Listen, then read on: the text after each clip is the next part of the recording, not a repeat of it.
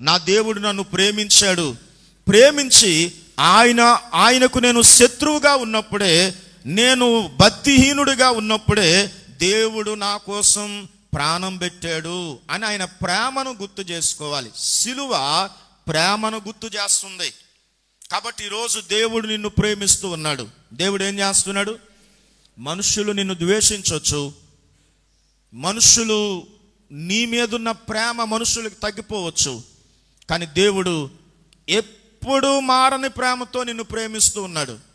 మనుషుల ప్రేమ మారిపోతూ ఉంటుంది. ఏమైపోతుంటుంది? మారిపోతూ ఉంటుంది. ఒకప్పుడు మనుషుల్ని ఎంతో ప్రేమించేవారు ఇప్పుడు ద్వేషిస్తూ ఉండొచ్చు. ఒకప్పుడు నువ్వు ఒక ఫోన్ కానీ ఒకరోజు చేయకపోతే ఏం ఫోన్ చేయలేదు అని తిరిగి వాళ్ళు ఫోన్ చేసేవాళ్ళు ఇప్పుడు నువ్వు ఫోన్ చేస్తే ఎత్తకపోవచ్చు.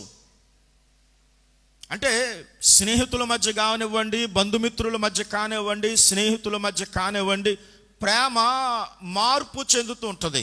కానీ యేసు ప్రభువారి ప్రేమ మారని ప్రేమ.